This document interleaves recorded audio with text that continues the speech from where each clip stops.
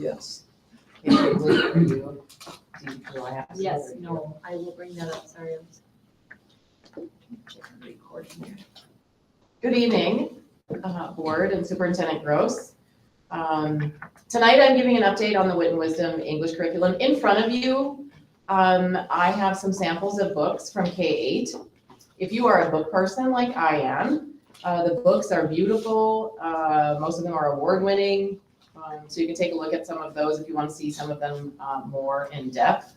Just let me know. So we'll go ahead and get started. Like I said, the copy of the presentation that you have in your folder has been adjusted slightly, abridged, one would say. So I'm going to walk you through here, and if you have questions, stop me at any time, and I'll go through that. You do have a packet in front of you also, and I will be referencing one of those handouts in just a second. So the very first thing I want to talk about is the connection to the strategic directions. And it's under evidence-based instruction, or some of us have been reading the Archer book on evidence-based practices. So all of this ties into everything that we've been doing and tying into the board's strategic directions. So how did we get here? You can see, and there's a lot of words here, and this does violate the how many words you can have on a slide, so I apologize for that. But we had unprecedented state requirements in the READ Act legislation, which is still being updated, mandating adherence to those 5 strand areas on the right.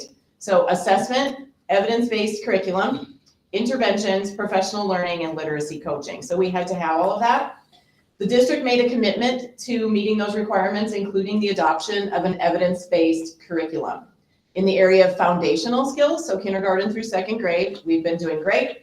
But we needed to adopt a knowledge-based curriculum, which is what Wit and Wisdom is, and that's what some of the materials are in front of you. Prior to Wit and Wisdom, we were working with the curriculum Journeys. You'll remember that if you've been on the board for a bit. That was not proven effective in research, and based on our data, was not meeting our instructional needs. In January, an English Language Arts Adoption Committee met, formed, and explored the 2 options that the state had approved.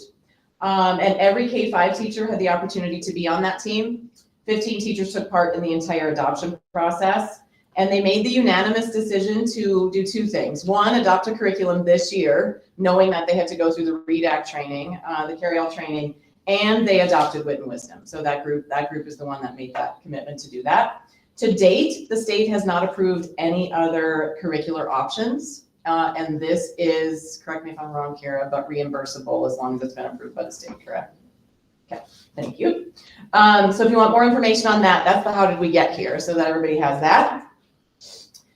And teachers needed help. There was a lot. So K-5 teachers are not only doing the carry-all reading training, but they have a new curriculum. And 6-8 teachers have the new curriculum. They needed help and support, and the district responded with me.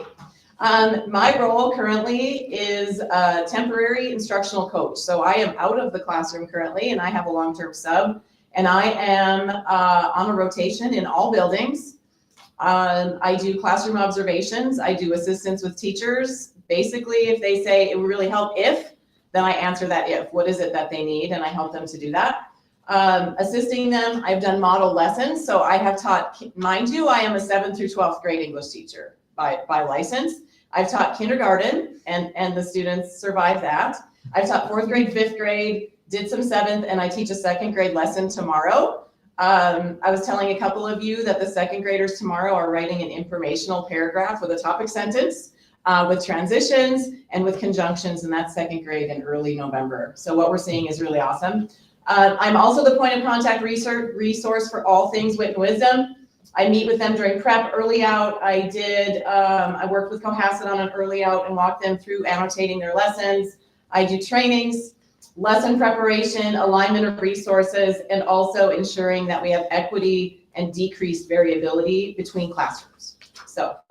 Carol, can I just interrupt you? Absolutely, yep. So back to that 2nd grade piece. Yeah. One of the things that doesn't get talked about enough is what you said you're going to be doing in 2nd grade tomorrow. When I was in school, that was not a 2nd grade standard. Mm-hmm.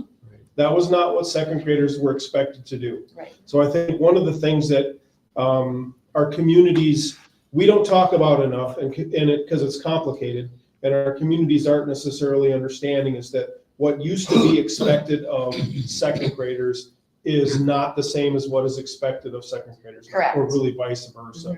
Mhm. The level of rigor for these kids is ratcheted up. So when we're talking about, I'm stealing time from you and you're gonna get panicked here. When we're talking about being on grade level for a second grader, it means much, much more now than it did when I was a kid. Correct.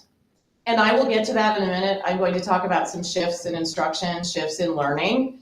And what we're asking our students to do is a lot higher. So when we make those connections to the MCA tests, and if what we were doing maybe wasn't rigorous enough, that could explain some of the numbers. So this is also outstanding, uncompromising curricula. Again, if you have more questions and have a couple hours, I can talk about this all night. So Natalie Wexler is a guru in the way of literature and literacy. And so what she says is the best way to boost students' reading comprehension is to expand their knowledge and vocabulary by teaching them history, science, literature, and the arts using curricula that guides kids through a logical sequence from one year to the next. Schools usually focus on teaching comprehension skills instead of general knowledge, even though education researchers know better. And as you look at those books in front of you, we aren't just talking literature. We are talking about real world informational. We talk about art. We talk about science. So as districts and schools implement a new high quality curriculum, having a shared vision and common language for describing, discussing, and collaborating around excellent instruction is critical. So this is critical, and this is what we've all been working on behind the scenes. So I want you to take a look at this list. Which of these letters is easier to remember? I don't know if all of you can see that, but it makes you kind of feel like you're at the eye doctor. So which of these lists is easier to remember? And who's going to be my volunteer? Which one is easier to remember? A. A, okay. Mindy, why is A easier to remember than B? Because some of those are words and things that I already know. So you already know some of those, okay. Anyone else? Mr. Gross, why is A easier than B? They're all the same, they all have the same number of letters in them. Okay, so there's the same number, so there's a The predictability, pattern, yep. There's a pattern. What else? Those are all acronyms, right? They stand for something else that you have some prior knowledge about. The other side doesn't really stand for anything. Okay, there's a purpose to why I'm having you do this. So which text would you comprehend best? Should be better because there's two things there. A challenging text about a topic about which you know a great deal, or B, an equally challenging text about a topic about which you know little. Vote for A. A, okay. That's the correct answer. Owen wanted to answer, he just didn't. And so when you know a lot about something, you understand it better. There's a study out there, it's the baseball study, even for students that are struggling. They can understand the text if they understand what they're reading about. How about writing? A report about the academic progress of one of your students, or B, a report about the academic progress of a student in another class. A. A, yeah, absolutely, because you know your student and you don't know other students. That's what wisdom does. Okay, so it gives you the knowledge, it gives you the predictability, and it teaches students the same way. So this is one of my most favorite books. It's from first grade, and it's in their third module, third unit. Everything in Wit and Wisdom centers around a book. It centers around a text. So the text that you see on the table, if they are a core text, all of the instruction centers around that. So this book is Brave Irene, William Steig. Some of you may have read books by William Steig to your children when they were small. And this book is about a dressmaker's daughter who has to deliver a dress in a fierce snowstorm. Okay, so this whole module is about powerful forces. So that is the text that everything is centered around. So for reading, and this is in one lesson, okay, this is one lesson. They're going to analyze the verb's impact. They're going to explain the wind's actions. They're going to infer, and by the way, this is in first grade. They're inferring Irene's feelings from sensory language. They're explaining how Irene's feelings change, and they're practicing their fluency. By the way, reading fluency is practiced from kindergarten to grade 8, And we have never done fluency in 6, 7, 8 before. It has always stopped in the elementary grades. And fluency is the low-hanging fruit of achievement. If we can work on fluency, that is something that will really help our achievement. So speaking and listening, in pairs, they discuss the WIN's actions, and they read aloud completed paragraph to a partner. For vocabulary, they use context clues to define brave. They add feelings words to an anchor chart, and they compare shades of meaning among feelings words. So I taught this in 7th grade, and what that is called a nuance. So they're already learning that in 1st grade. So writing, they're adding sensory language to complete a paragraph about Irene. And finally, style and conventions, they're reviewing the verb functions, and they're acting out verbs from the story. That's one lesson. So there's a lot of things that are happening there, a lot of things that are happening in each lesson. Each lesson, though, is written for 90 minutes, so it does take multiple days to finish. So here are some of the core practices and instructional routines. Under questioning, they're using anchor charts, question corners, see, think, wonder, wonder wheels, notice and wonders. They're summarizing, boxes and bullets, graphic organizers, literary dominoes, quick writes, stop and jot. One thing you need to know is students are writing every single day, whether they're in kindergarten or in 8th grade. Annotating, they do gallery walks, chalk talks, outside in, stop and jot, praise, question, suggestion, and then they're collecting evidence. Very heavy on text evidence, jigsaw, mix and mingle, graphic organizers, and T-charts.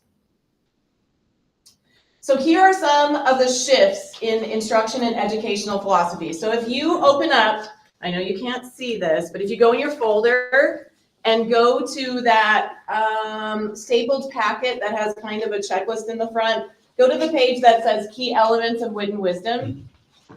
It took up 2-3 pages in, maybe.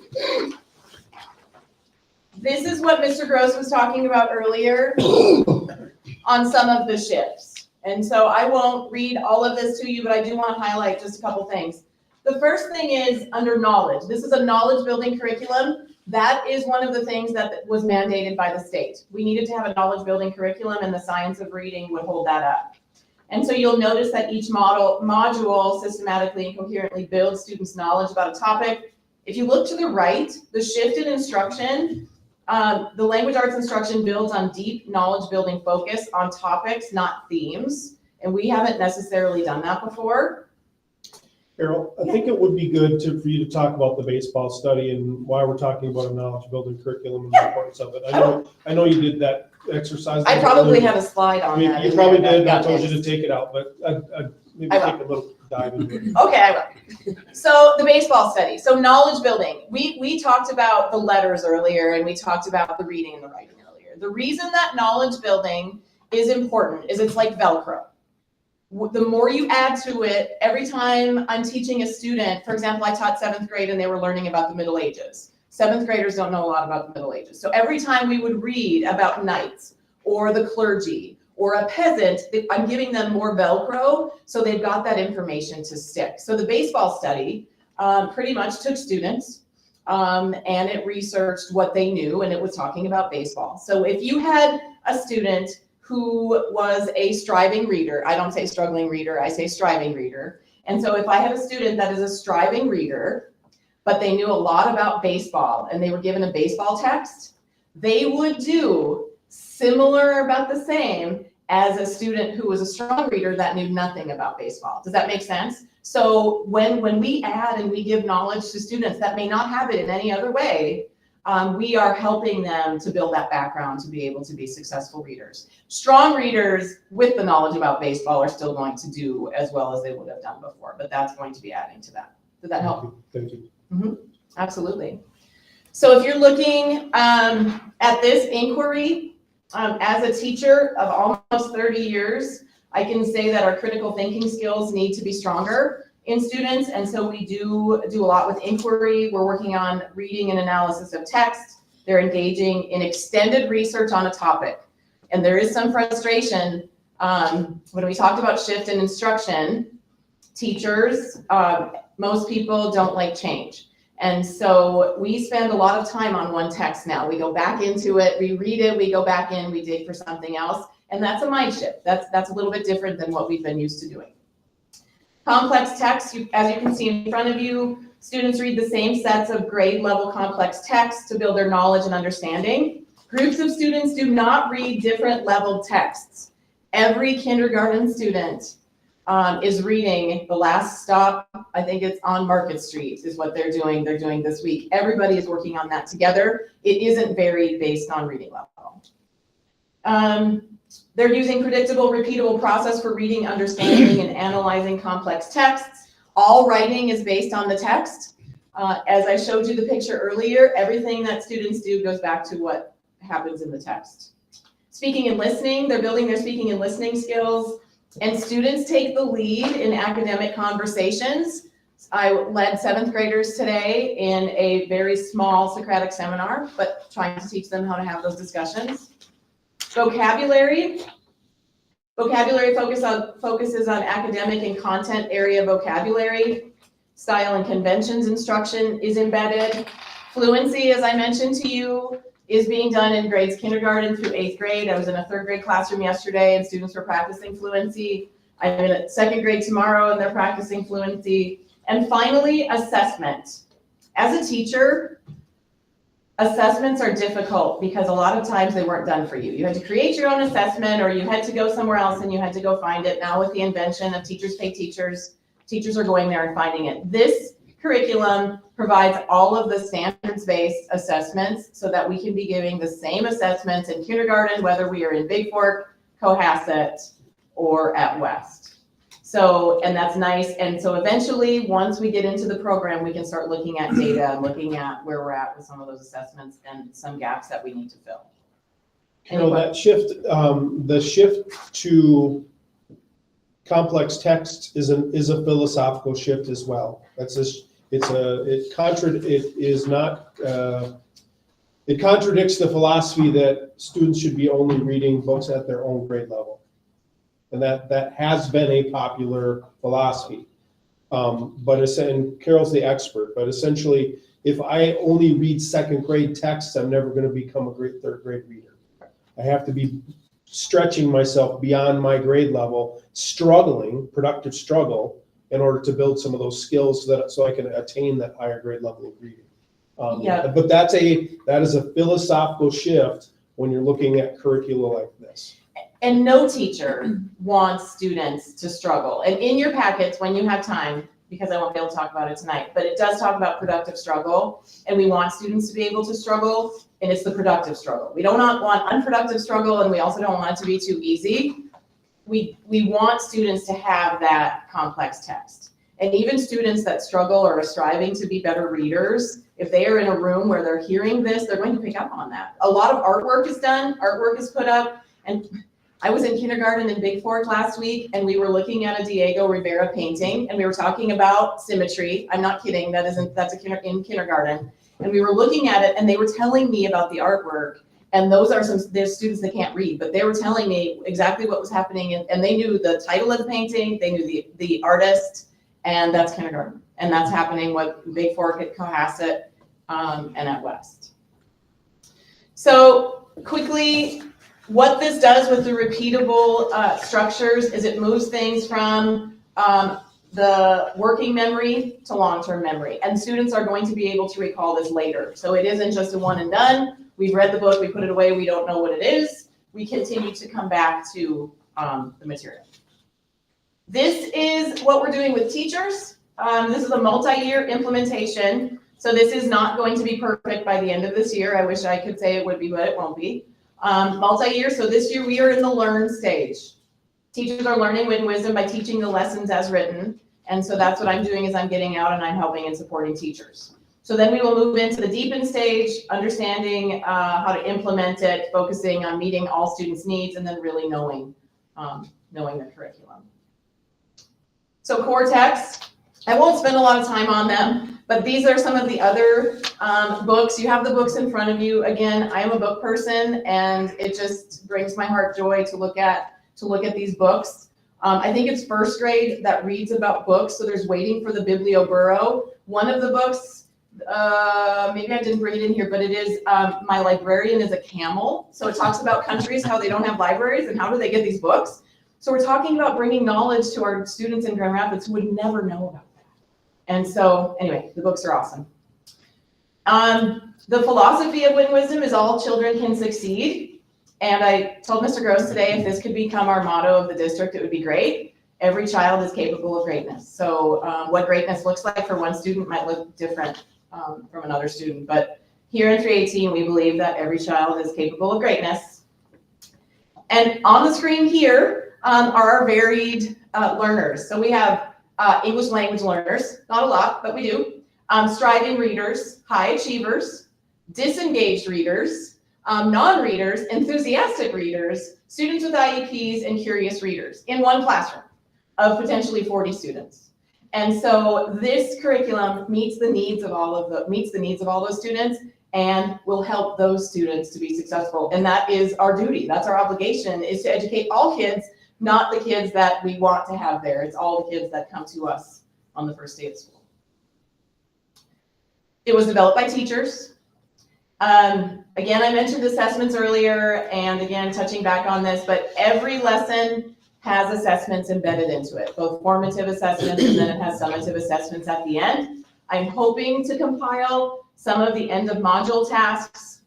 Second grade is going to compile a book about changes in weather, and they will each contribute a paragraph to that, so I'm excited about that. They do Socratic seminars where they're speaking. They do new read assessments, which tie very closely to MCAs.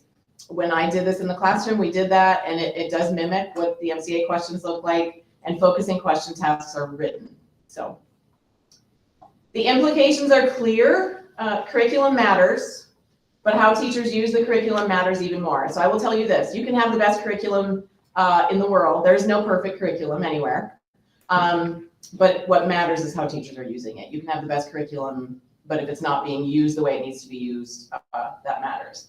So I have just a couple things, and I'll finish even before 6:30. So I asked some teachers and to see if I could get parents here, and nobody wants to give up their evenings, but I did have a couple of parents who wanted to share their thoughts. One is a parent community member, the other is just a parent.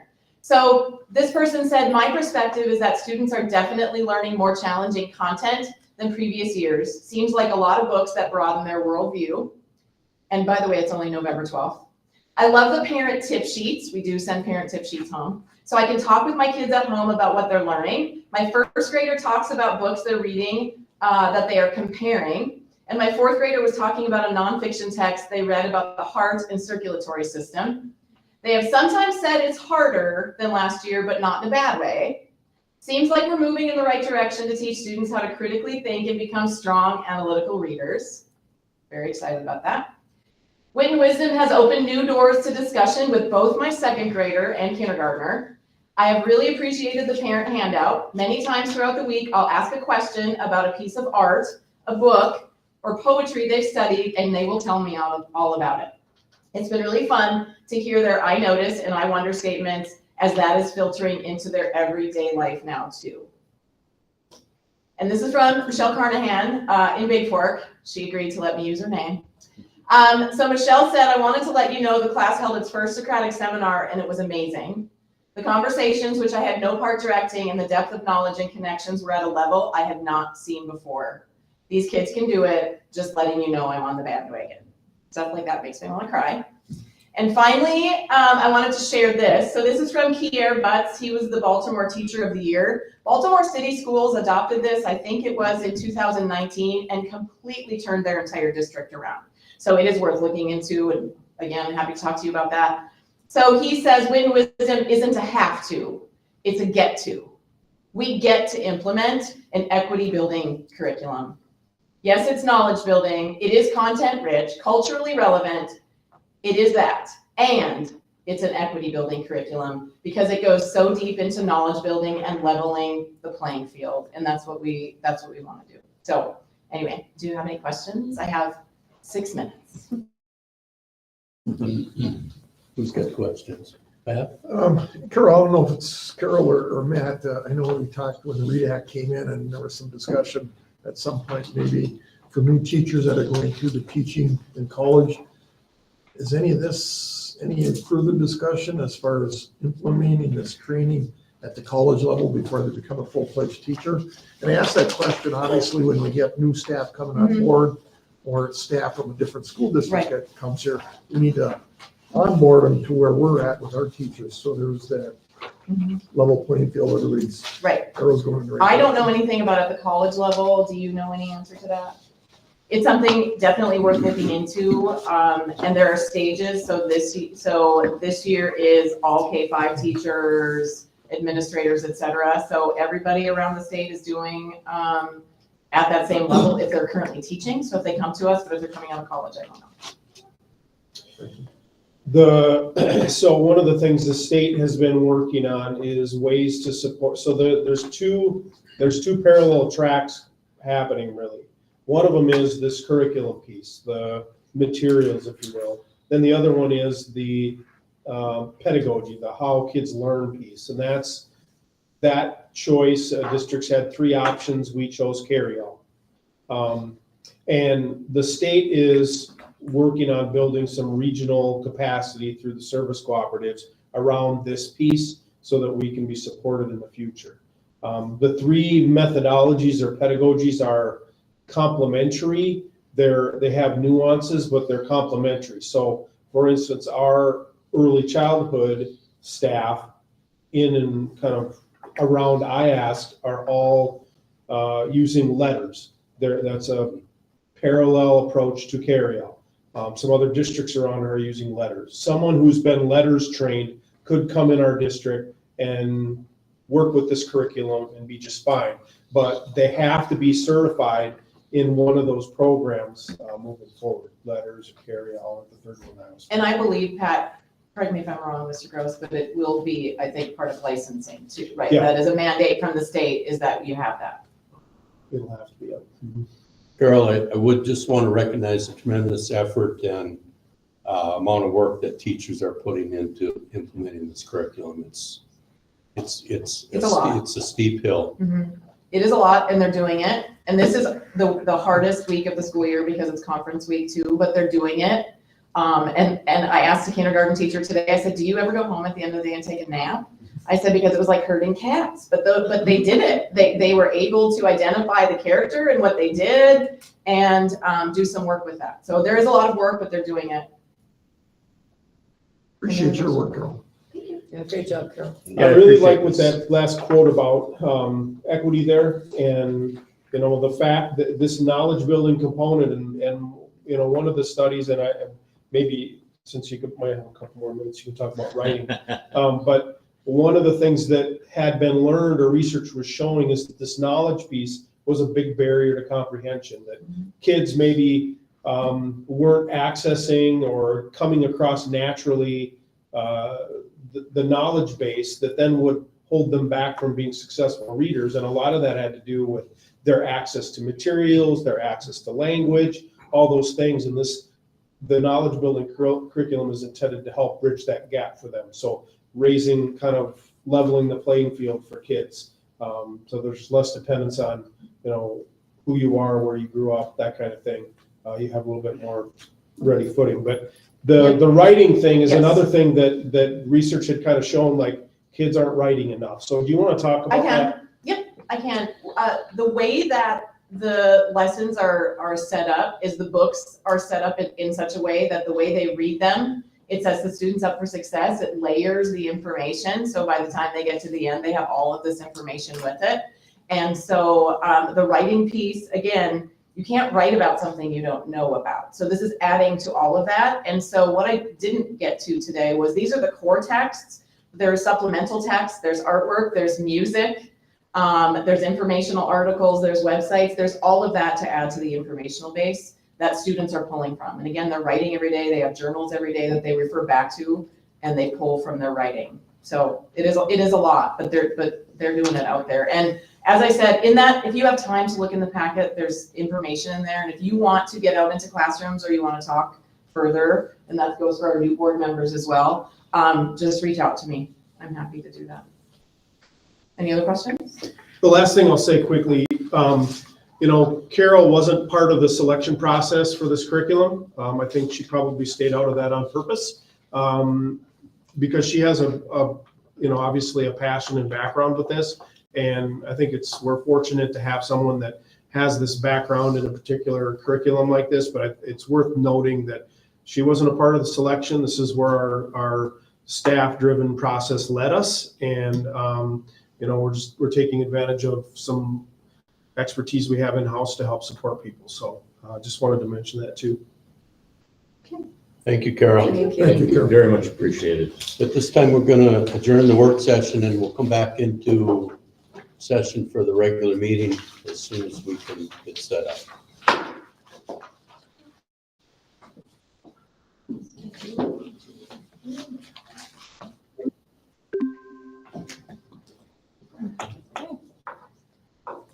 Move right back into it. Ready?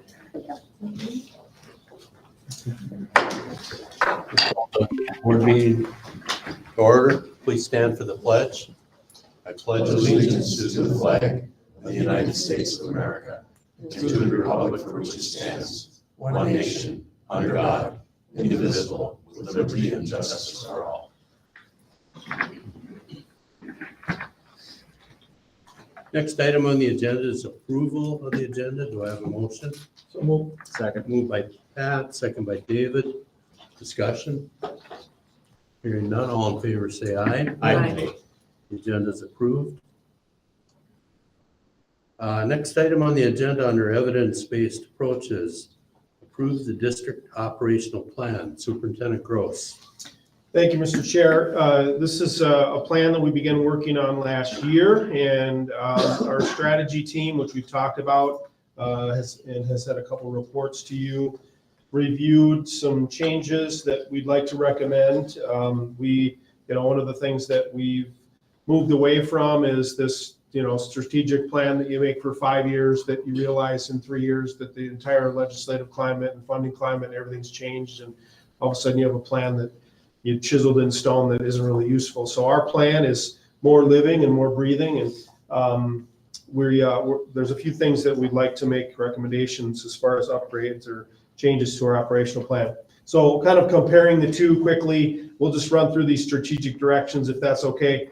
The first one, the first objective reflects the work that we realized we needed to do before we could really get into some of this data work, which is kind of ensuring we have accurate data. So that's in there.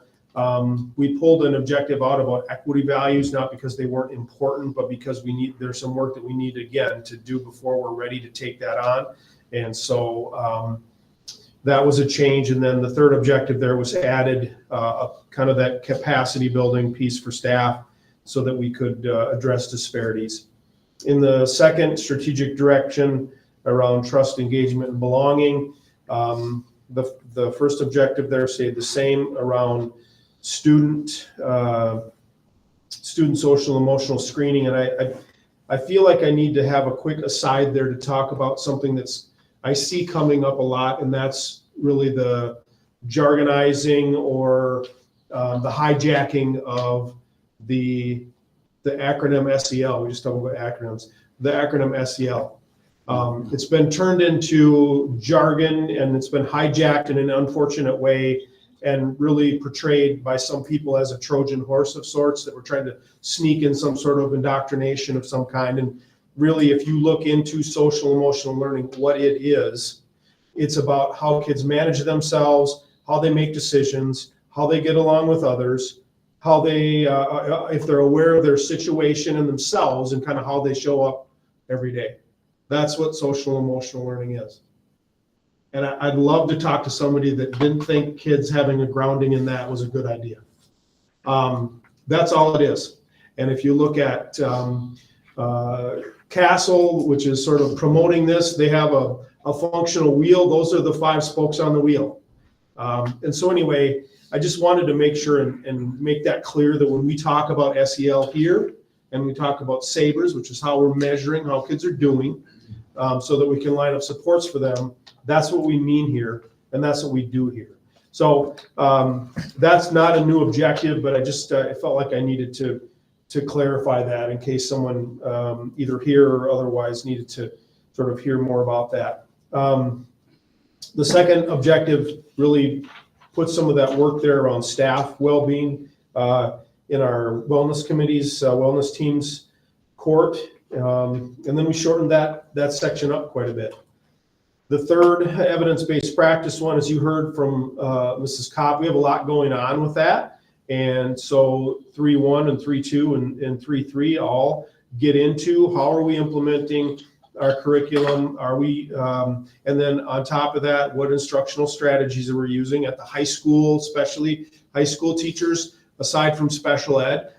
They're not involved in this curriculum change. This is a K-8 curriculum, okay? They're not involved in carry-all. That's about learning to read. So what are they working on? We have a book that we're working through that's on instructional strategies, and they're currently working on some protocols from there. So, and then the fidelity comes in objective 3.3, and that's walkthroughs, how we're monitoring, are these things happening in rooms? And so our principals are gathering data about what they're seeing when they're in rooms. Are they seeing things that Carol talked about that are supposed to be part of this program or part of the instruction? Are those things happening, and to what degree, and what do we need to add some more capacity in? So 3.4 stayed the same. 3.5 is new. The old one talked about some family engagement pieces, and we pushed that to a different direction. And also we weren't quite ready for the MDE model, but we thought it was really, really important to clarify just how committed we are to MTSS and fidelity there. And we still, we still aren't quite where we want to be there. We're making progress. The percentage of assessments that are given during our window is getting higher and higher. We're in the 90s in some cases, but we still aren't at a place where that's just automatic and tuned. And so we want to have that automatic and tuned. And so we wanted to list that because the board's made a bunch of commitment to that over time, and we want to continue to make sure that becomes institutional. 4, not a lot of change there, just moving from development to implementation now. That's really what's happening in partnership and collaboration. 4.3 stayed the same, again, highlighting and recognizing the work we need to continue to do to collaborate regionally. 5, similarly, moving from the development of the plan and operational plan to implementation and communication of it. So really a lot the same there. That's where that community outreach and family engagement item was moved to. And then 6 really became a little bit more broad. Previously, objective 6.1 talked about a particular year to balance the budget for this particular fiscal year. That just needs to be part of what we do every year. And 6.2 got more specific about how we're measuring. We talked about stability before. What do we mean when we're talking about stability? We're executing on the board's fund balance policy. And so getting clear about that and defining that. The other objectives are pretty much the same. Keeping that safety process and procedure, that's another one that we're going to continue to work on. That'll be there forever.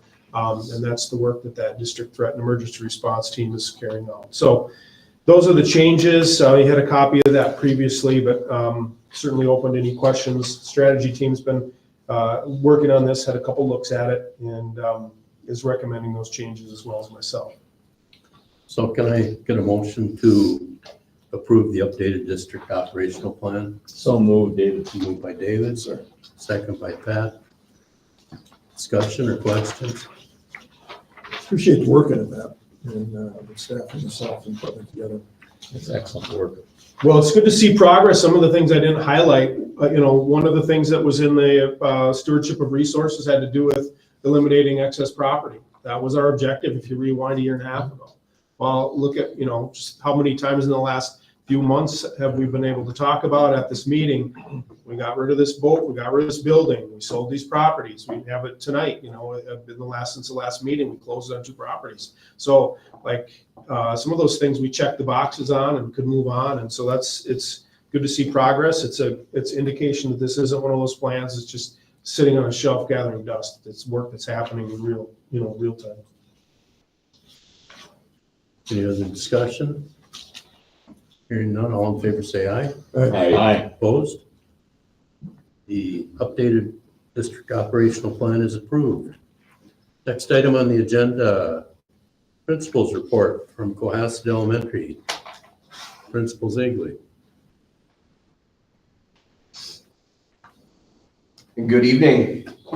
Thanks for letting me come and join the team here for a few minutes. My name is Ryan Siegley. I'm the new principal at Cohasset Elementary.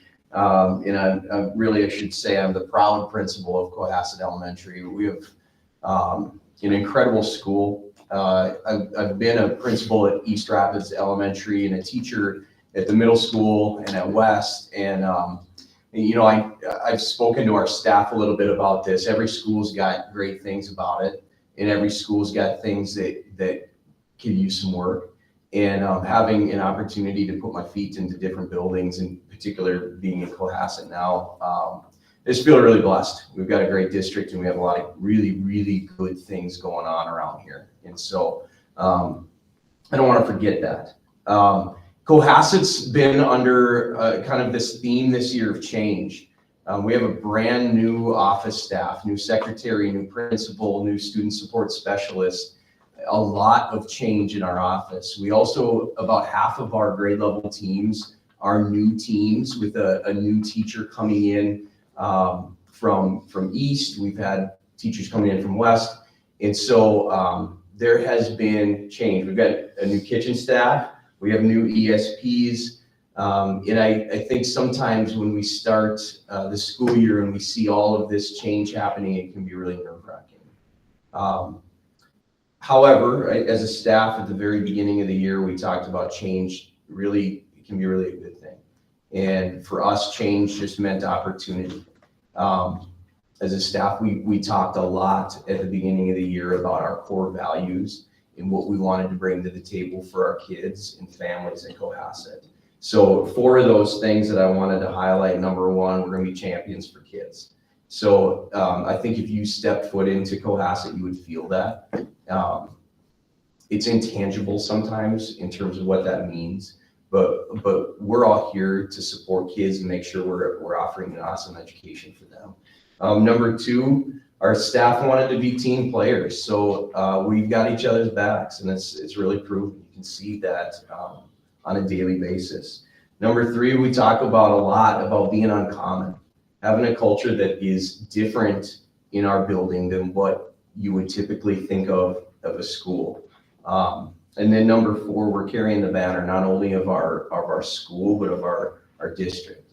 And so wherever we go, we want to be good role models and positive influences for being a Cohasset staff member, being a Grand Rapids Schools staff member, and we're proud of those values. And we've talked a lot about what does that look like and how do we live this out on a daily basis. And I can say that it's happening. One of our strategic directions is providing equitable education for our kids. Carol did like an awesome job talking about what wit and wisdom really is doing in our classrooms. This is, in my career, having spent many years here in Grand Rapids, it's one of the times where I can really say we're moving in the direction of really creating equitable experiences for our students. So I'll walk into a 5th grade classroom and observe what they have going on during wit and wisdom. And then I'll spend maybe 10, 15 minutes in there, and I'll jump over to the next classroom, 5th grade, and the same exact thing is happening. The kids they're reading the same text, they have the same essential questions.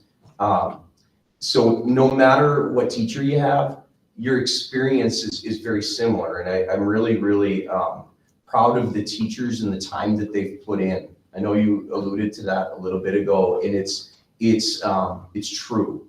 They're putting in a lot of time, and it's a lot of heavy lifting, but it's really paying off. You can see that, by the way, in the conversations that are happening with kids. The rigor is up, but so is the critical thinking. It's a heavy lift for our teachers, but there isn't a day that goes by that says they can't do it. In fact, it's almost the opposite of that. I had a couple of goal-setting meetings with teachers today, and they talked about, kind of like, I'm starting to like this. I'm starting to figure this out. I'm starting to find a rhythm. And having Carol as a support system is only proving to be more helpful. So that is one way that we're starting to try to reduce variability among our classrooms. I know another topic that we've talked about is Orton Gillingham. And Mr. Gross just alluded to doing walkthroughs. In our kindergarten through second grade, at every school, we're doing walkthroughs in Orton Gillingham and making sure that our fidelity of implementation of that is strong. And what's happening is we as principals will do a walkthrough. We collect data, so it's a lot of it is quantitative data, it's numbers. What are we seeing? Is it happening or is it not? And then some of it's qualitative data, it's our experience in the room and what we're noticing. And then every principal's got a plan, so we share out kind of essentially what we have seen and the data that we've collected. We share that with our staff, we share it with our leadership teams, and then we make adjustments and say, okay, here's where we need to pinpoint our work.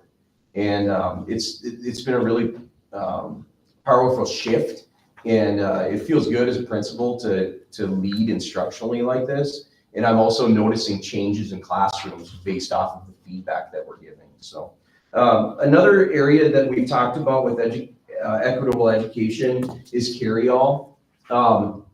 If I were to say one thing that's really building the collective efficacy within the Cohasset staff, it's been carry-all. So we have a group of teachers, actually 3 groups of teachers that participate in carry-all, both synchronously and asynchronously. So the asynchronous portion, teachers are doing this, during their nights and weekends, and essentially it's college level work that they're doing and learning about the science of reading.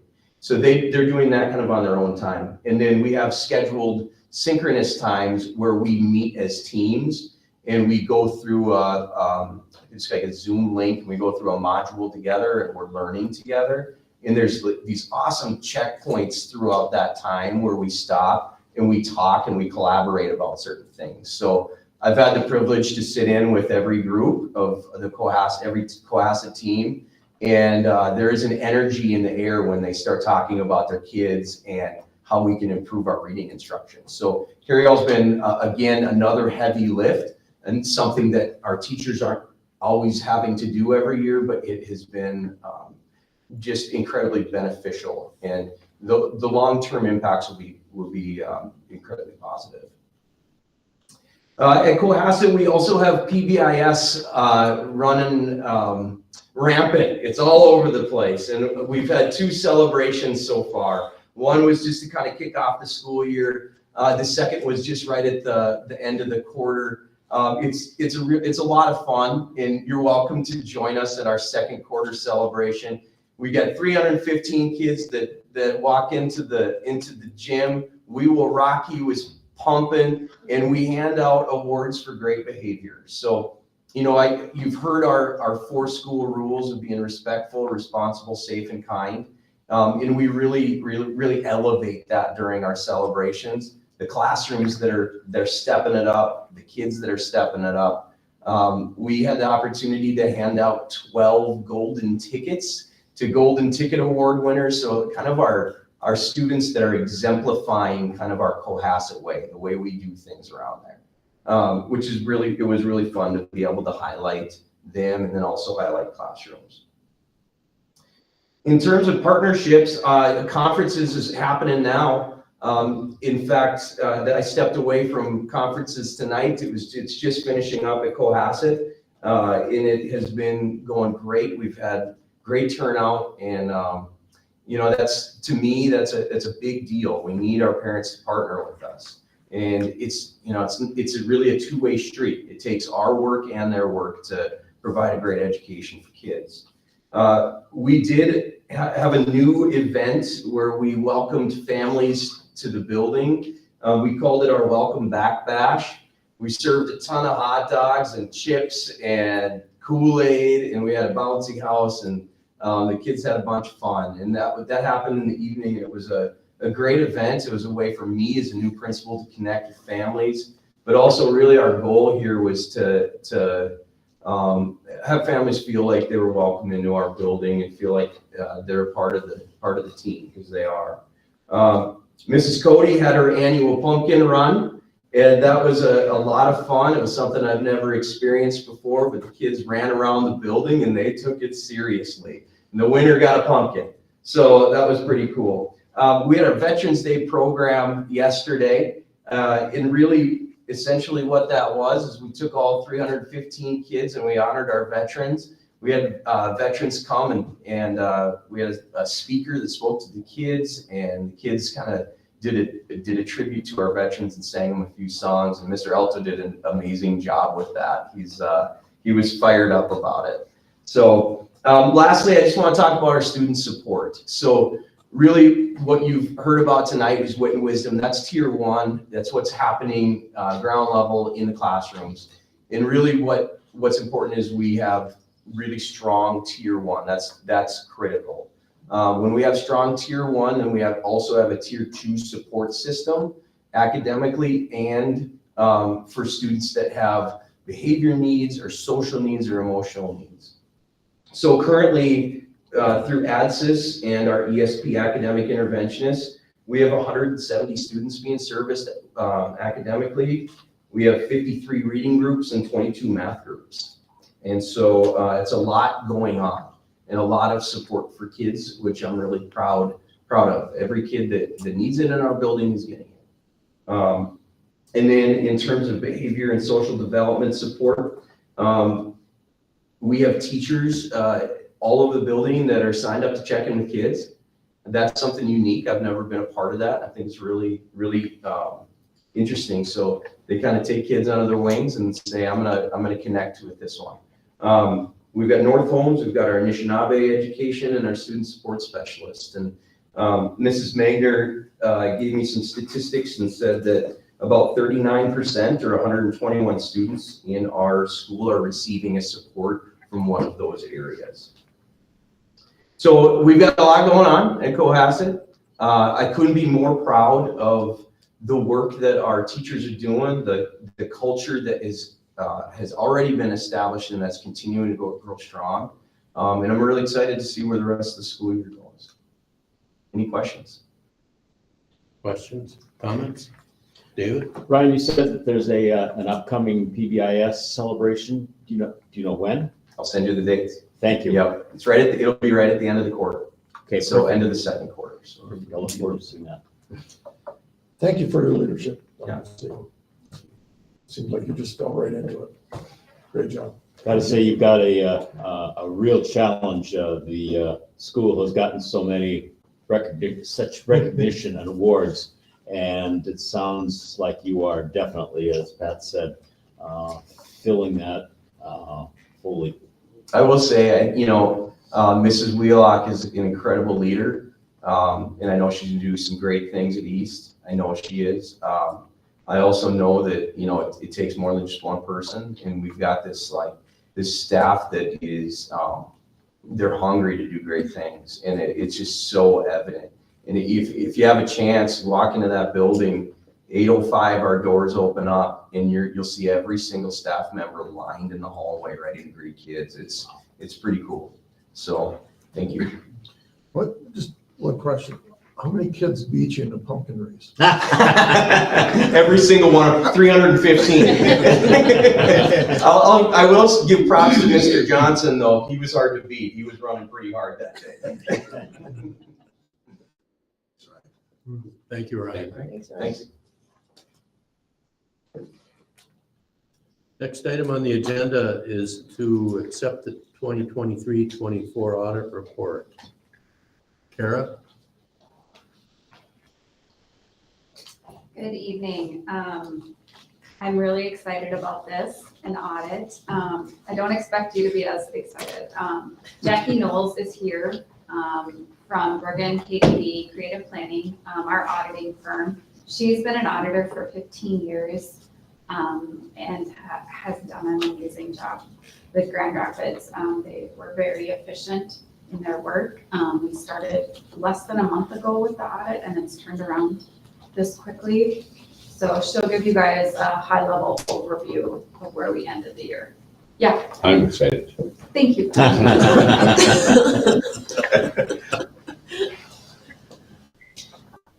Thanks for the introduction, Kara. Can everyone hear me okay? Yes. Yep. Good. All right, I'm gonna share my screen here.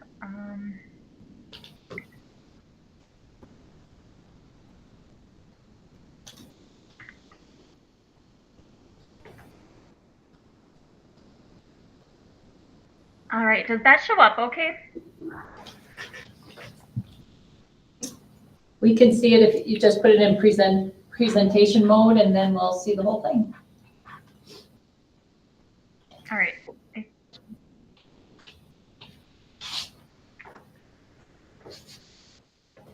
Not sure. I think that one there, yep. Yeah, that's what I clicked on. We can still see it though. Okay, We can just see the sidebar I'll too. do my best with that.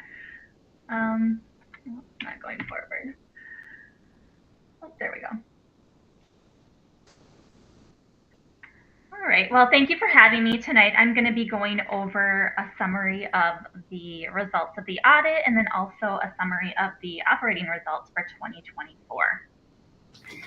So the main purpose of our audit is to provide our independent auditor's report. And in this report, we are providing an unmodified or a clean opinion. It's the best that we can offer.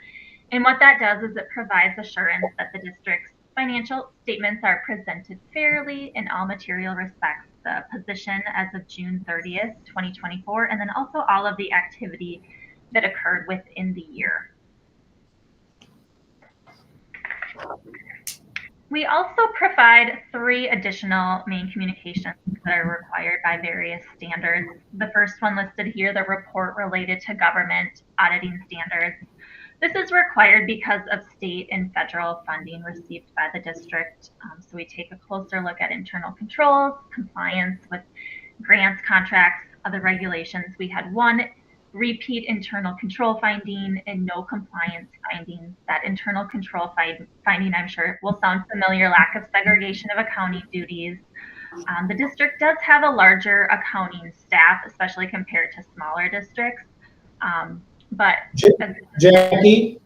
Yep. Jackie, the slides are not advancing on your end, or we're not seeing it advancing here, so I'm not sure if that's a us thing or.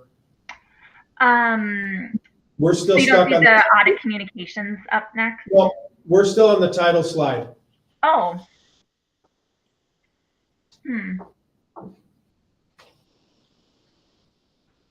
Is it advancing now? No. No. Maybe close it and try sharing again. Okay. Oh, There. there we go. Is that okay? I know it has this on there, but I'm not sure. Nope, that's okay. We can see it now. All right, sounds good. I'll just do it this way then. So I had spoke about the government auditing standards report, talking about that repeat internal control finding listed here, lack of segregation of accounting duties. So the district staff is well aware the business manager still has full access to the entire accounting system. So taking that away, putting that access as kind of a read-only reviewer type access and role is really the only way that would eliminate this finding. So something that's probably not feasible at this point, at least for the time being, but something that we want the board to be aware of. The second main bullet point here is in regards to the single audit that we performed in accordance with the uniform guidance. So this is specific to federal funding. And this year we were required to test the child nutrition program, and we didn't have any findings related to that, either internal control related or compliance related. And then the last main bullet point is in regards to compliance with state statutes that the Office of the State Auditor asks us to take a look at, and we didn't have any compliance findings in regards to that. So with that, I'm going to move on to the financial results for the year. And first up, we take a look at the basic formula allowance. And you can see for 2024, there was a 4% increase in the amount per pupil unit. That's the largest increase that districts have seen in the last 10 or so years. And we'll see how that impacts revenues in a couple of slides here. The other main factor impacting general education aid, of course, is going to be the student count. So here we have resident ADM and comparing that to the adjusted ADM. So you can see fairly consistent over the last 5 years. Resident ADM was down about 0.3% from 2023 to 2024, while the adjusted ADM was up about 0.9%. Adjusted ADM being higher due to the open enrollment gains. And then on this next slide, we take the ADM amounts and convert them to pupil unit numbers. The biggest difference between the two being the weighting factors. Secondary students, grades 7 through 12, being weighted at 1.2. And this shows a similar picture, fairly consistent over the last 5 years, an increase in total of about 0.7% from 2023 to 2024, and that non-resident number being the highest of the last 5 years, coming in at 752.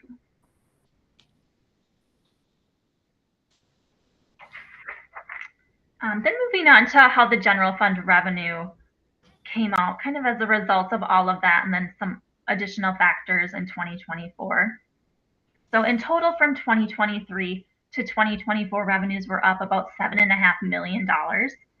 And that was primarily within revenue from the state, which was up about $7 million.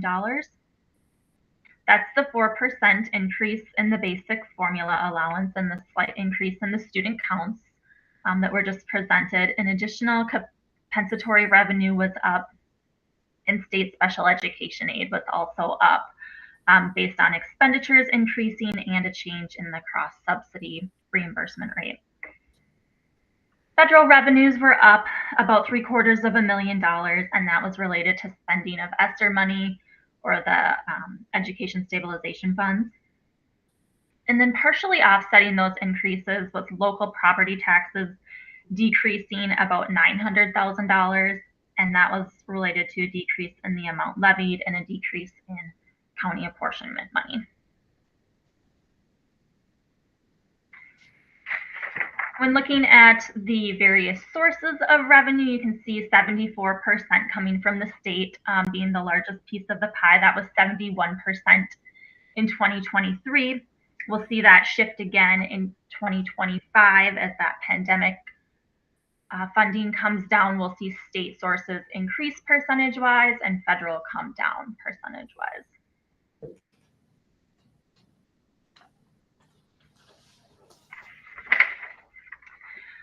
Looking at operating results for the year, so I had talked about revenues increasing. Those were up about 12.5%, while expenditures increased about 4.5%, primarily due to salary and benefit increases.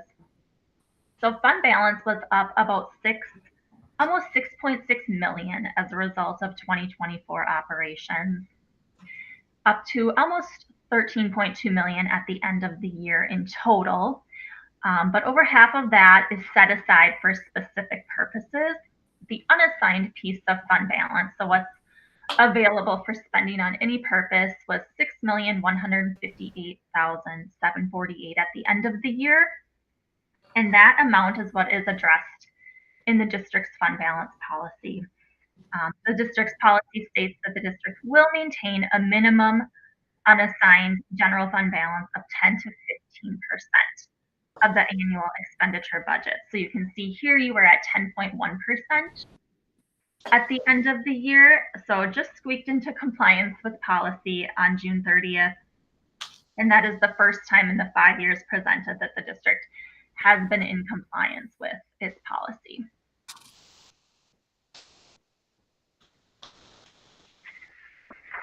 Another way of looking at fund balance is using the statutory operating debt or SOD calculation that MDE prepares. And so this allows us to compare the district to statewide averages. And so the district's percentage at the end of 2024 increased to 13.6%. That does mirror the increase seen on the previous slide in that percentage. The district is below the statewide average, which has hovered between 21 and 23% in recent years.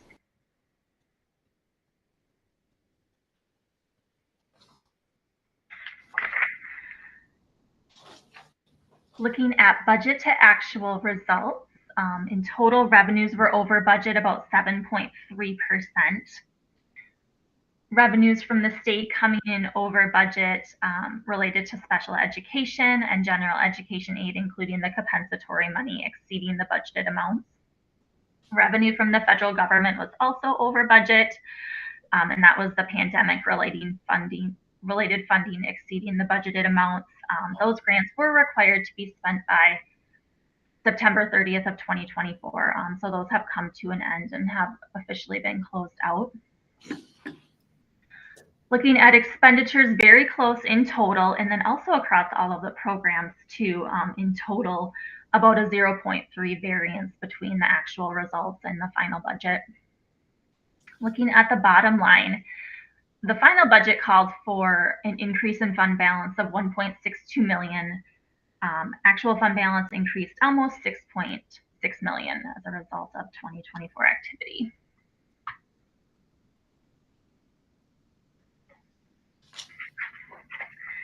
Then we do have some comparative information. We can look at the district's revenues, and then on the next slide, expenditures per student served.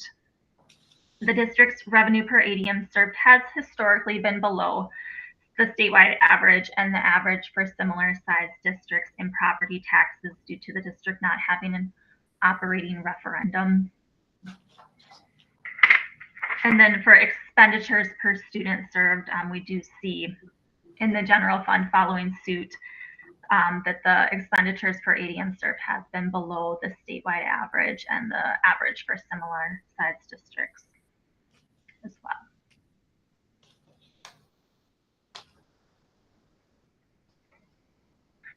Looking at the general fund spending allocation here, this was very consistent with where it was for 2023 when I looked back. The spending on the 3 instruction categories of regular, vocational, and special ed totaled up to 68%. That was the same percentage last year. I did look at the statewide average for spending on the instruction categories for 2023, the most recently available information, and that came in at 59% for spending on the 3 instruction categories, statewide average. And then moving on to the food service fund, revenues were up quite a bit this year with a change in legislation and the state of Minnesota now reimbursing for any meal or student meal that was not federally reimbursable. That caused quite a significant increase in the number of meals served. So revenue up about $627,000, expenditures up about $352,000 with rising food costs, and then also that increase in the number of meals served. So fund balance up to about 1.13 million at the end of the year. Healthy fund balance about 42% of expenditures at the end of the year in that fund balance. And then the community service fund this year did see a decrease in both revenues and expenditures. Revenues down about 220,000 while expenditures down about 150,000, primarily due to the end of the 21st century federal program. And so those federal funds not coming in and not being passed through to the Boys and Girls Club.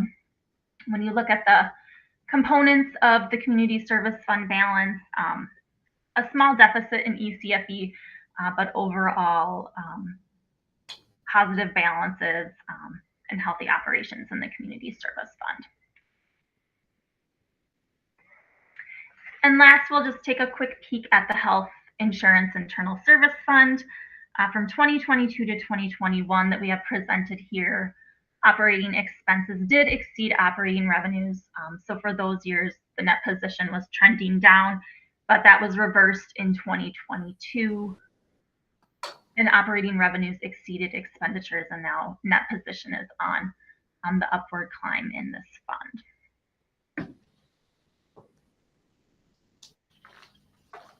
And that was all that I had prepared. I'm happy to take any questions. Questions or comments from the board?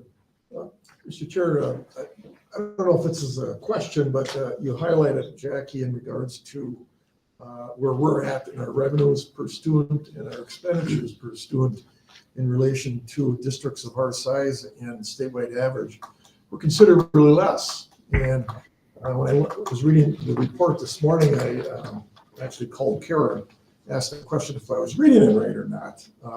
We hear much from the community about how we're not appropriately expending our dollars, but I think if you sit down and look at what we're doing here in relation to school districts of our size elsewhere in the state and the state average, I think we're doing pretty damn good here in relation to it.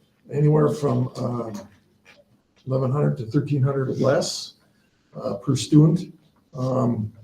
So I just wanted to point that out for the public perspective, that we are doing pretty good on our expenditures, even though the negative comments that we hear from the community. I hope people from the community reach out, Kara, Matt, and get an opportunity to review this audit and actually see what it is and how we're doing here with it. So that was alarming to me. Just to piggyback on that, I think that is a really poignant part of this. I think we get less money from the state. We get less money from our local taxpayers. We spend less money than average, and we have above average reading and math. We have above average ACT. We have above average graduation rates. We're doing all that with less and less and less. So I second what you have to say. I don't think that's a narrative that we probably preach a lot. That's not our, it's not our style, but it's certainly one that's misunderstood and misrepresented out there. With that being said, Matt, I think we need to start talking about this piece of it to push back a little bit from some of the community members that think differently on how we're actually expending our dollars and the results that we're getting.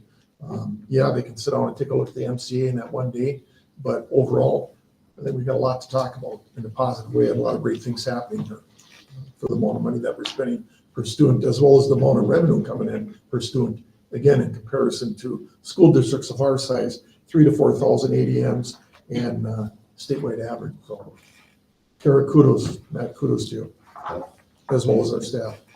Can I get a motion to accept the audit report for 2020? Second. Motion by Pat, second by Ben. Is there any other discussion? Mr. Chair, I would like to just highlight a couple things. First of all, second, Kara, her work. I mean, if you look at the trend where we were 5 years ago, where we are now with our spending, our revenue, and our fund balance. I don't think it's a accident, and to see when Kara joined and the work that she's done here, she deserves a lot of credit for helping us get where we are. So hats off to her. As I've been saying, and we've been talking about publicly a lot lately, the year we're in, the year that we just audited represents the second year of the balanced budget. We're in our third right now. Again, that's not a message that we've talked about a lot. A lot of these are part of the community meetings that I'm holding and messages that I'm getting out there. I think we used our COVID funds as well as anybody did to stave off cuts and put us in a better position financially. I think that it shows that the cuts that we made and the hard decisions that you made as a board paid off or are paying off. And not that it's over or we're done, but when you make hard decisions, you want to know that they're worth it and that it's mattering and that the decisions that you've made have mattered. So I think those are some other real important parts that stories that this audit tells that we need to make sure that our community understands and that we, put out there. David? To piggyback on that, we spend less per student and our property taxes are considerably less than our neighbors. Not by a little bit, by a lot. And that's a message that I don't think is getting out as well as it needs to be either. In the statewide too. Statewide too. Yep. So we have a motion and a second.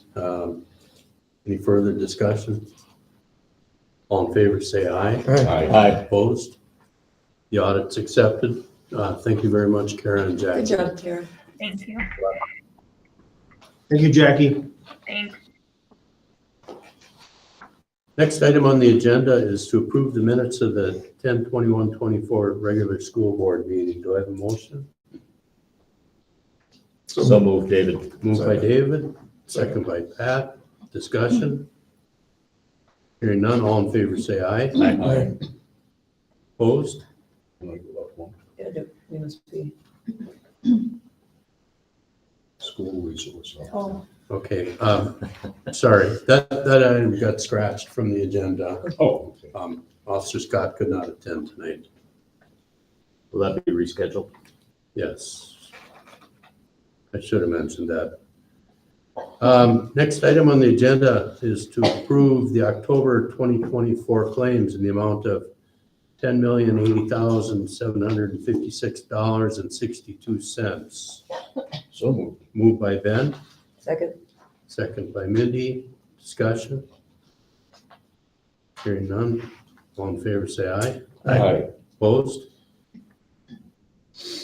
The 2024 October claims have been approved. Next item on the agenda is the consent agenda. Reminder that there is no discussion on the consent agenda, and the consent agenda consists of staff-related and routine items that do not require discussion. There's a motion to approve the agenda. Approved. Motion by Ben, Second. second by David. All in favor, say aye. Aye. Aye. Opposed? Consent agenda is approved.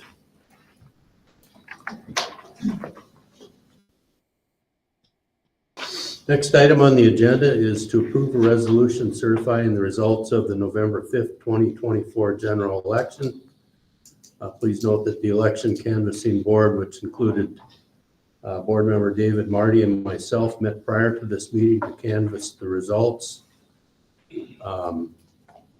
As we canvass those results, candidates Gustafson, Goodman, and Cowan, having received the highest number of votes, are elected to a 4-year term beginning January 6, 2025. Do I have a motion to approve the resolution? So moved. Moved by Pat, Second. second by Mindy. Discussion? All in favor, say aye. Aye. I was just gonna congratulate two of them there in the audience. Welcome to the new board members.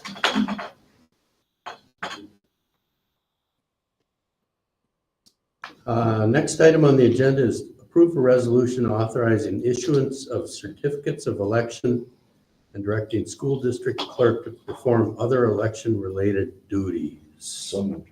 Moved by Ben, Second. second by Pat. Discussion? All in favor, say aye. Aye. Aye. Opposed? Resolution is approved. Next item on the agenda, approve a resolution to establish a TIF District 1-17. Superintendent Gross. Thank you, Mr. Chair. In your packet, you'll find the resolution that's been prepared and supported by the city. The city's working to be proactive with housing. A recent county study, I believe, indicated the need for 885 housing units within the county, and with the potential for expansion for a number of industries in our community, that number could grow even substantially beyond that. The TIF here is not a housing TIF district, which would require these to be affordable or subsidized units.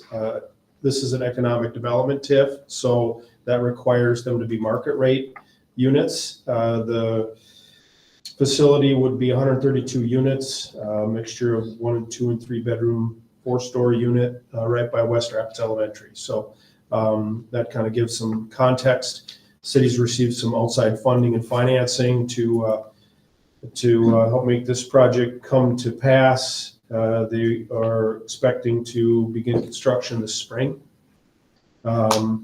And, you know, from an impact in the short term, obviously this keeps property tax the same as it is right now through the term of the TIF. But with the potential for even a few new students moving in there, that'll work out net well for us in the short term, and then I think even better in the long term. So I think it's a good move from a partnership standpoint, from a strategic standpoint, and I'd recommend approval. Motion to approve the resolution. So moved. Moved by Ben, Second. second by Mindy. Any other discussion? All in favor, say aye. Aye. Opposed? Resolution is approved. Next item on the agenda is informational only. The Truth in Taxation public meeting is scheduled for December 9th, 2024 at 6 p.m. in the District Educational Services Center boardroom.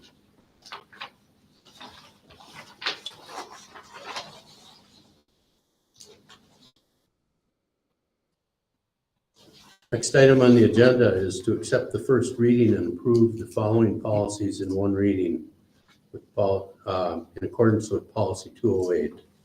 Superintendent Gross. Thank you. As we've discussed and you've done in the past, the board has the ability to, in certain circumstances, to make policy changes in one reading. These represent policies that fall into that category and have been updated by MSBA. 509, enrollment of non-resident students. The significant changes there were legislatively to enrollment procedures for parents of preschool students with disabilities. Policy 512, the changes in there are consistent with Minnesota Statute 121A80, predominantly around student freedom of speech and updating the language from print to include media. 515, there's some grammatical changes in there, some reference changes in there, and a specific authorization of the release of student contact information for post-secondary planning and deed under certain circumstances for certain students. And then 535 has some clarification in it on rights of individuals with disabilities as it relates to service animals. So again, these are either small or legislatively driven, and the board has the ability to approve these with one reading under policy 208. I'd recommend doing so. So moved. Moved by David, Second. second by Pat. Discussion. All in favor, say aye. Aye. Opposed? Those are all approved. Next item on the agenda, accept the first reading of policy 522, Title IX. Superintendent Gross. Thank you. In 2024, the U.S. Department of Ed, Office of Civil Rights, released the latest version of the final rule amending Title IX regulations. Most districts, including ours, had an existing Title IX sex non-discrimination policy. It's not a new policy for us. And what is being presented to you is an updated version of that based on a couple options. One being a really long policy that MSBA put together, close to 30 pages, that contains significant procedural items and forms and things like that, and another one that was focused on the specific requirements of the federal law. And that's the one that's being presented to you, the one that aligns specifically with the requirements of federal law. So it's much more streamlined. Policy was reviewed by myself, Director of HR, Special Services Director and Principals, and the Policy Review Committee will be looking at it on Thursday of this week, prior to the second reading, and we'll be back to you on December 16th for approval. So reminder, this is first reading only, no actions required tonight. Next item on the agenda is to accept the second reading and approve policy 610, field trips. Superintendent Gross. Yeah, thanks. We presented this policy to the board on October 21st, and upon request, checked with MSBA on it. As a result, we removed the procedure and guidelines part out, placed them in a separate document, so we can modify those a little bit more as we need to at the recommendation of MSBA. The substance of the policy really hasn't changed, just the organization of it. And as indicated in the board report previously, a lot of people were involved in the development of this and review of this. It's been, I think, one of the longer policies we've been working on, but I think important, and again, reflects something that we do in our school district that's uncommon and definitely above average, giving kids opportunities. So looking for a motion, Pat, Second. second by Mindy. Discussion. A lot of work. A lot of work, and this directly impacts opportunity and safety of our students. Yes. All in favor, say aye. Aye. Opposed? Policy 610 is approved. Next item on the agenda is to approve nomination of Melissa Barr to the Range Association of Municipalities and Schools, RAMS, Board of Directors. So moved. Moved by Pat, Second. second by Mindy. Discussion? All in favor, say aye. Aye. Opposed? Nomination of Melissa Barr to the Range Association, RAMS, is approved. Next item on the agenda, board reports. Owen, do you want to start? Oh, yeah, I can. I only got a few things. Jaden couldn't be here today, but I think she said she'll be at the next one. But, winter sports started, I think, last week for girls hockey. They're playing right now, actually.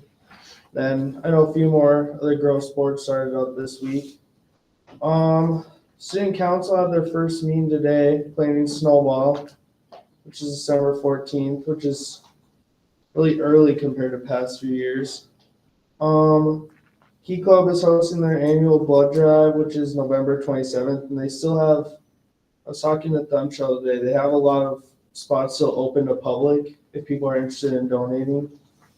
And then we're trying to get like a little partnership with Big Fork to get some information, so kind of more to come on that, hopefully. Me and Jaden were talking about kind of getting a little more information, updates on them, so we'll try to have that for the next few meetings that come. That's all. Thanks, Owen. Pat? Thank you, Mr. Chair. We had a fringe benefit committee meeting, and trend is running about 6 to 8% for a premium increase, which is pretty good, even though it's an increase, but far cry from double digits that we've had in the past, and the fund balance is getting toward it needs to be. It's grown. So the program of switching our plan is paying off in the long run. So I know it was a long 2 years to get where we're at with it, but it was well worth it. And again, thanks to staff and Matt and Kara, everybody else involved there to make it happen. Rams, we met last week. We're finalizing our budget. We have another meeting this Thursday, and we started our negotiations with our executive director for a new employment contract coming up for the first of the year. So moving forward with that. And just kudos to Dan and his staff at middle school for the Veterans Day program and honoring the veterans. Just another ball out of the park. It's a great program. So hats off to the staff there in that. So that's all I have, Mr. Chairman. Thank you. Nothing for me. Dave? Couple things, Boys and Girls Club met on October 15th, board. We have shut down the, temporarily at least, the Greenway site and are operating out of the Grand Rapids site. The biggest challenge that the Boys and Girls Club has is finding employees, finding people that can work. Endowment Committee approved 58,000 plus in grants. World's Best Workforce met on the 22nd. Mark and I signed on closing for the former administration building on the 25th. On the 28th, City Council met and discussed franchise fees that are going to affect the school. They approved the franchise fees, but they haven't approved the structure yet, and we will be following up with them on that. November 1st, we had Student of the Month at Grand Rapids High School. Glorious event. It's really wonderful to recognize these students. They're students that generally don't get recognized very often, so this is a great opportunity. ESP Labor Management Committee met on the 7th, reviewed a lot of work about reporting requirements and so forth. Veterans Day program was astonishing. And I do want to also credit the students that spoke at that, credit the middle school band and the middle school choir. added to the celebration. It was really very powerful and very crowded event. And the fajita fundraiser to support the Spanish program was a lot of fun. And a special note of appreciation to El Poto for the work that they did in helping to realize that. Thank you. Ben? I guess I would first of all like to congratulate our 3 new board candidates, Thomas Gustafson, Ashley Goodman, and David Count. Congrats and welcome aboard. Start reading that financial report. I also attended the Veterans Day ceremony at the middle school. They do just a fantastic job. And, you know, in addition to the parts that David and Pat mentioned, Angie Carlisle's group that went to Washington, D.C. did a real nice presentation on some of the things they learned about veterans while they were out there. And also David mentioned we signed off on the administration building, kind of continuing our reducing our footprint in the district, which as Superintendent Gross mentioned has been one of our goals. Next item on the agenda, Superintendent's report.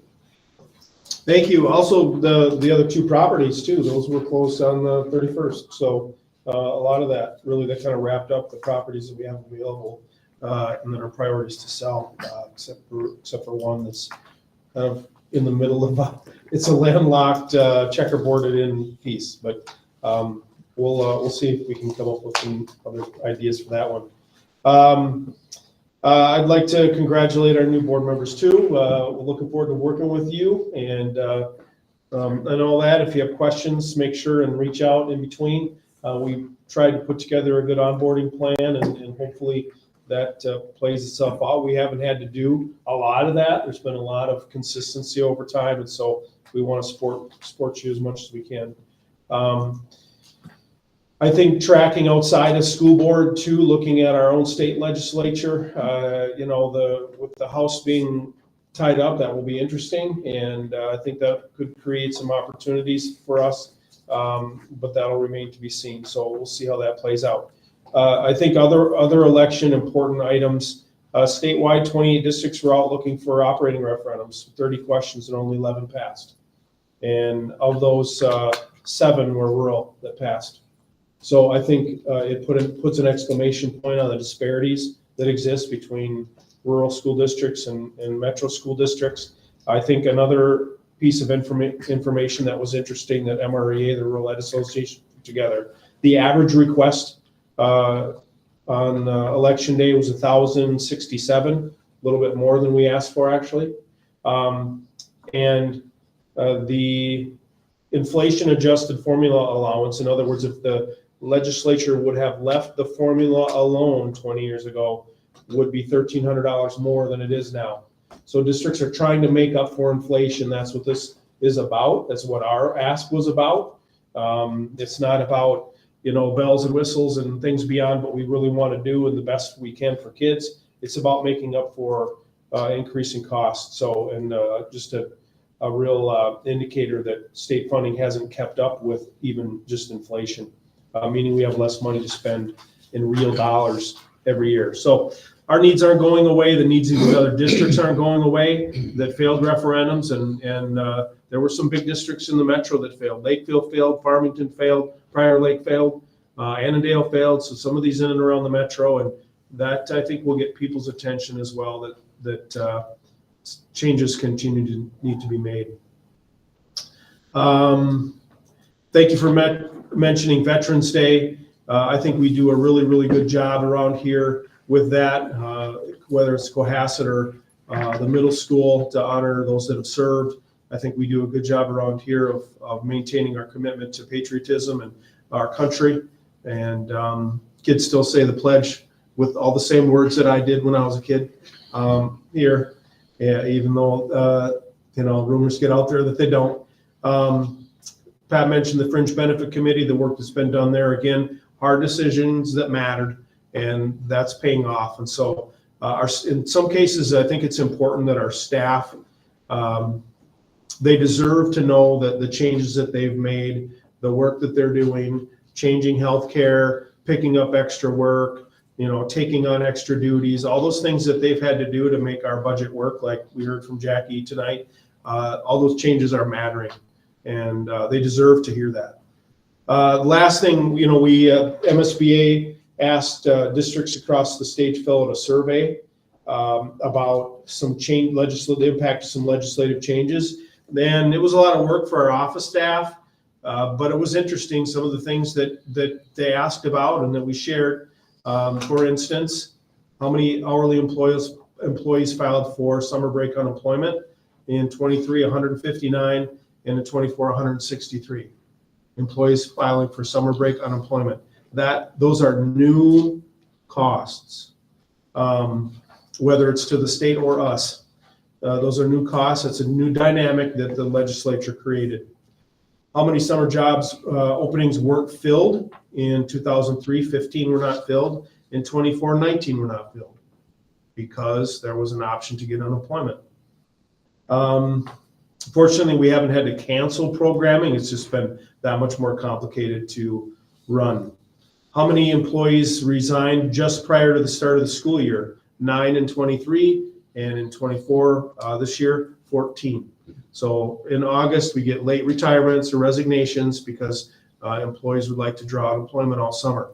Again, the impact of this legislation that legislators did not acknowledge, foresee, or care about, really, I don't know which one it is, but it's impacting school districts like ours in real costs and with really not dollars to back that up. So just some data that I wanted to share that we shared with MSBA. They're going to use that data to develop talking points or legislative platforms as well, and we'll see what happens. But I think this session will be interesting.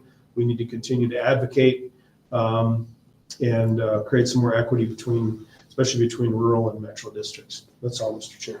Thank you. Reminder, upcoming school board committee meetings and meeting dates are posted on each agenda. School board meeting agendas can be found on the district website and at the designated posting site of the ISD 318 Educational Services Center. Is there any other business to come before the board? Julie, has anyone signed up for public input? No. And none.